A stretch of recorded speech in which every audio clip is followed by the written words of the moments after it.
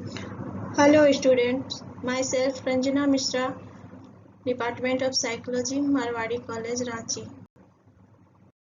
आज हम लोग काइंड्स ऑफ न्यूरॉन्स यानी टाइप्स ऑफ न्यूरॉन्स तंत्रिका कोष के प्रकार पढ़ेंगे। कार्य के आधार पर तंत्रिका कोष यानी न्यूरॉन्स को 3 भागों में बांटा जाता है। पहला संवेदी तंत्रिका कोष यानी सेंसरी न्यूरॉन्स, दूसरा गति तंत्रिका कोष यानी मोटर न्यूरॉन्स और तीसरा साहचर्य तंत्रिका कोष यानी एसोसिएटिव न्यूरॉन्स, जिसे इंटरन्यूरॉन भी कहते हैं। अब हम लोग पहला देखेंगे संवेदी न्यूरॉन्स यानी सेंसरी न्यूरॉन्स। संवेदी तंत्रिका कोष में वृक्क तंतु ग्राहक की ओर होते हैं। ग्राहक यानी रिसेप्टर और एंड ब्रश सुषुम्ना एवं मस्तिष्क यानी केंद्र की ओर होते हैं। ये ग्राहक कोष यानी रिसेप्टर सेल से तंत्रिका आवेग यानी नर्व इम्पल्स को डेंड्राइट्स यानी वृक्क तंतुओं के द्वारा ग्रहण करते हैं तथा उसे सुषुम्ना यानी स्पाइनल कॉर्ड एवं मस्तिष्क यानी ब्रेन, जो कि हमारा केंद्र है, की ओर ले जाते हैं। जैसे हमें प्रकाश दिखाई पड़ती है तो प्रकाश दिखाई पड़ते ही आंखों में तंत्रिका आवेग उत्पन्न हो जाएगा। यह आवेग संवेदी कोषों यानी सेंसरी न्यूरॉन्स द्वारा मस्तिष्क के दृष्टिखंड यानी ऑक्सीपिटल लोब में जाएगा।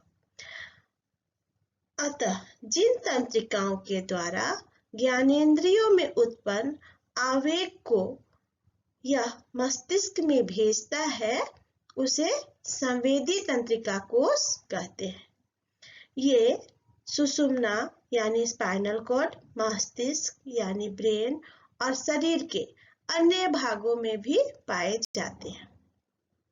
ठीक है, मतलब कि संवेदी तंत्रिका कोष क्या करता है, यह हमारे ग्राहक यानी हमारे ज्ञानेंद्रिय कितने हैं, 5, आंख, कान, नाक, जीभ, त्वचा, इनसे वो सभी सूचनाओं को ग्रहण करता है और उन सूचनाओं को यह मस्तिष्क या स्पाइनल कॉर्ड तक पहुंचाता है।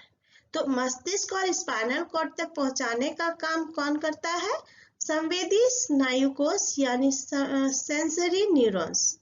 ठीक है, नेक्स्ट हम लोग देखेंगे गति तंत्रिका कोष, मोटर न्यूरॉन्स।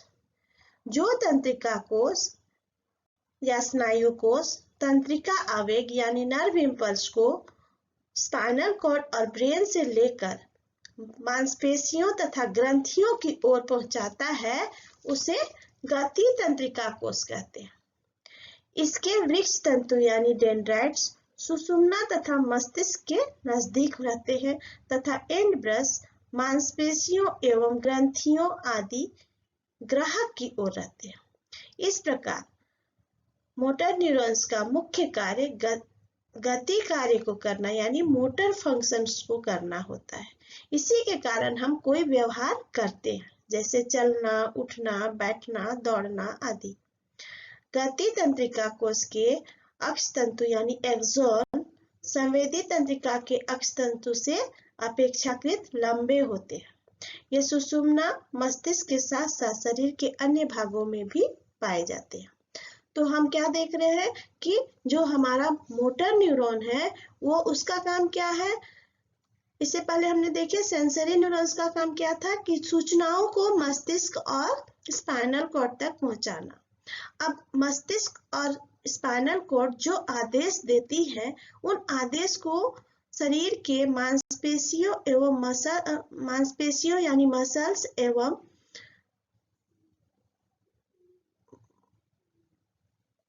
ग्रंथियों यानी ग्लैंड्स तक पहुंचाने का काम कौन करता है, मोटर न्यूरॉन करता है।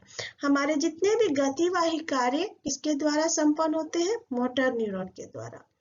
और सेंसरी न्यूरॉन्स की तरह ही मोटर न्यूरॉन्स भी ब्रेन में, स्पाइनल कॉर्ड में और शरीर के अन्य भागों में भी पाए जाते हैं। तो इस प्रकार हम देखते हैं कि सेंसरी न्यूरॉन्स और मोटर न्यूरॉन्स दोनों शरीर के विभिन्न भागों में पाए जाते हैं। अब हम तीसरे प्रकार में आएंगे जिसे सहचर्य तंत्रिका कोष या एसोसिएशन न्यूरॉन कहते हैं। जो तंत्रिका कोष संवेदी तंत्रिका कोष तथा गति तंत्रिका कोष दोनों के बीच संबंध स्थापित करते हैं, उन्हें सहचर्य तंत्रिका कोष या इंटरन्यूरॉन्स कहते हैं। इसका मुख्य कार्य केवल तंत्रिका कोषों के बीच में एसोसिएशन स्थापित करना है, जिससे अनुभव तथा व्यवहार में सार्थकता कायम हो सके। सहचर्य तंत्रिका कोष कार्य के साथ साथ रचना तथा स्थान में भी अन्य दोनों तंत्रिका कोषों से अलग होता है। इसकी रचना एक कोष शरीर तथा 2 शाखाओं से होती है, परंतु इनकी शाखाओं की लंबाई स्पष्ट नहीं होता है। अतः सहचर्य तंत्रिका कोष की पहचान थोड़ा कठिन है। यह केवल सुषुम्ना तथा मस्तिष्क यानी स्पाइनल कॉर्ड तथा ब्रेन में ही पाया जाता है, यानी सेंट्रल नर्वस सिस्टम में सिर्फ सेंट्रल नर्वस सिस्टम में ही पाया जाता है। कौन? इंटरन्यूरॉन यानी सहचर्य तंत्रिका कोष। Okay, types of neurons. There are 3 different types of neurons. Okay, sensory neurons, motor neurons, and interneurons. First, we have seen sensory neurons. The sensory neurons convert signals from the external environment into corresponding internal stimuli. The sensory inputs activate the sensory neurons and carry sensory information to the brain and spinal cord. Okay, then we see motor neurons. These are multipolar and are located in the central nervous system, extending their axon outside the central nervous system. This is the most common type of neuron and transmits information from the brain to the muscles of the body. Okay, then we see interneurons. They are multipolar in structure. Their axon connect only the nearby sensory and motor neurons. They help in passing signals between 2 neurons. Okay.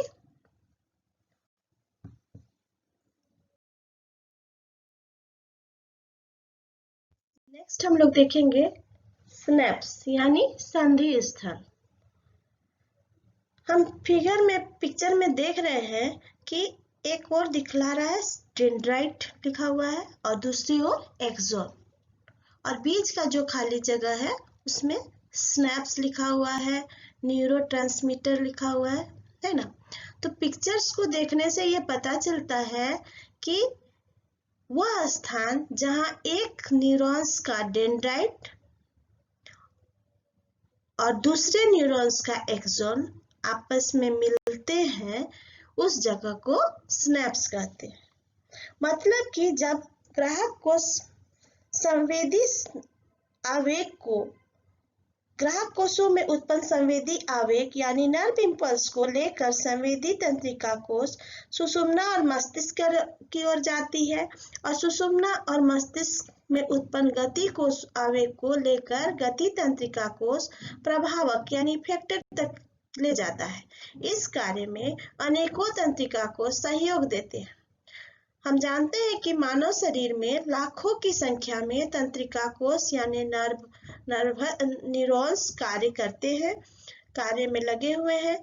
मतलब एक तंत्रिका कोष तंत्रिका आवेग को दूसरे तंत्रिका कोष तक पहुंचाता है, फिर दूसरा तंत्रिका कोष तंत्रिका आवेग को तीसरे तंत्रिका कोष तक ढोते हुए लक्ष्य तक पहुंचा देते हैं। इसमें जहां एक तंत्रिका कोष समाप्त होती है तथा दूसरी तंत्रिका कोष आरंभ होती है, उस स्थान को संधि स्थल यानी स्नैप्स कहते हैं। संधि स्थल पर एक तंत्रिका कोष का एंडब्रस जो कि एक्सॉन का लास्ट सिरा रहता है तथा दूसरी तंत्रिका कोष के डेंड्राइट्स आपस में मिलते हैं। इन दोनों के मिलने के स्थान पर लगभग 0.0002 मिलीमीटर स्थान खाली रहता है, यानी वैकेंट रहता है। इसी खाली स्थान को संधि स्थल कहते हैं। यहाँ बहुत सारे न्यूरोट्रांसमीटर्स पाए जाते हैं। न्यूरोट्रांसमीटर्स यानी रासायनिक द्रव्य। यहाँ एसिटिलकोलिन नामक एक रासायनिक पदार्थ पाया जाता है जो कि एक न्यूरोट्रांसमीटर है। इसी द्रव के द्वारा किसी तंत्रिका कोश के एंडब्रश से तंत्रिका आवेग दूसरे तंत्रिका कोश के डेंड्राइट को हस्तांतरित होता है। इस प्रकार एक संधि स्थल पर अनेकों तंत्रिका कोशों का आपसी संपर्क हो सकता है। साथ ही साथ यह संधि स्थलीय संबंध तीनों प्रकार के तंत्रिका कोश में पाए जाते हैं। अब हम देखेंगे संधि स्थल के कार्य, फंक्शन ऑफ सिनेप्स। संधि स्थल तंत्रिका आवेग को बढ़ाने में सहायक भी होता है तथा बाधा भी पहुंचाता है। इस आधार पर इसके दो प्रमुख कार्य हैं। पहला, संधि स्थलीय सहयोग, दूसरा संधि स्थलीय अवरोध। संधि स्थलीय सहयोग स्नैप्टिक फैसिलिटेशंस यह तंत्रिका आवेग को आगे बढ़ने में सहायक होता है, लेकिन कभी-कभी यह है कि कमजोर तंत्रिका आवेग संधि स्थल को पार नहीं कर पाते, तब वह आकर संधि स्थल पर रुक जाते हैं। इसी प्रकार जब अनेक तंत्रिका आवेग आकर संधि स्थल पर इकट्ठा हो जाते हैं तो उनकी शक्ति बढ़ जाती है और वे संधि स्थल को छलांग लगाकर पार कर जाते हैं। इसे समय संयोग भी कहते हैं। कभी कभी यह होता है कि कुछ कमजोर तंत्रिका आवेग आकर संधि स्थल पर रुके रहते हैं, उसी वक्त अन्य तंत्रिका आवेग संयोगवश वहां आकर तंत्रिका आवेग को मजबूत कर देते हैं और जिसके कारण वे संधि स्थल को पार कर जाते हैं। इसे स्थान संयोग भी कहते हैं। इसमें दो भिन्न स्थानों से आने वाले तंत्रिका आवेग का संयोग होता है, अतः संधि स्थल के इसी कार्य को संधि स्थलीय सहयोग कहा जाता है। नेक्स्ट है संधि स्थलीय अवरोध, सिनेप्टिक इनहिबिशन। संधि स्थल का दूसरा कार्य संधि स्थलीय अवरोध भी है। संधि स्थल के एंड ब्रश तथा डेंड्राइट्स के बीच कई तरह के रासायनिक पदार्थ पाए जाते हैं। इसमें एड्रेनिन तथा एसिटिलकोलिन आदि प्रमुख हैं। इस रासायनिक पदार्थ को ट्रांसमीटर सब्सटेंस यानी प्रेषक पदार्थ कहते हैं। अध्ययनों द्वारा यह सिद्ध हो चुका है कि ये प्रेषक पदार्थ उत्तेजक स्वरूप के होते हैं तथा कुछ अवरोधक स्वरूप के होते हैं। अतः जब एक ही साथ तंत्रिका आवेग संधि स्थल पर पहुंचते हैं तो शक्तिशाली तंत्रिका आवेग कमजोर तंत्रिका आवेग को रोककर संधि स्थल को पार कर जाते हैं।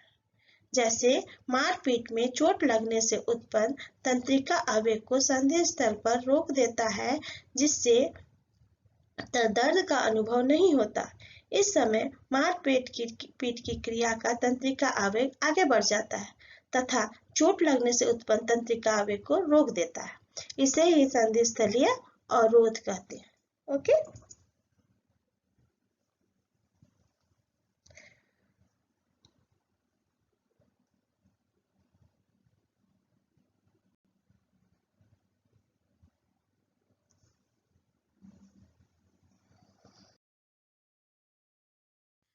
Snaps. In the central nervous system, a snap is a small gap at the end of a neuron that allows a signal to pass from one neuron to the next. Snaps are found where nerve cells connect with other nerve cells. Snaps are key to the brain's function, especially when it comes to memory. When a nerve signal reaches the end of the neuron, it cannot simply continue to the next cell. Instead, it must trigger to release of neurotransmitters which can then carry the impulse across the synapse to the next neuron. Once a nerve impulse has triggered the release of neurotransmitters, these chemical messengers cross the tiny synaptic gap and are taken up by receptors on the surface of the next cell. These receptors act much like a lock, while the neurotransmitters function much like keys. Neurotransmitters may excite or inhibit the neuron they bind to.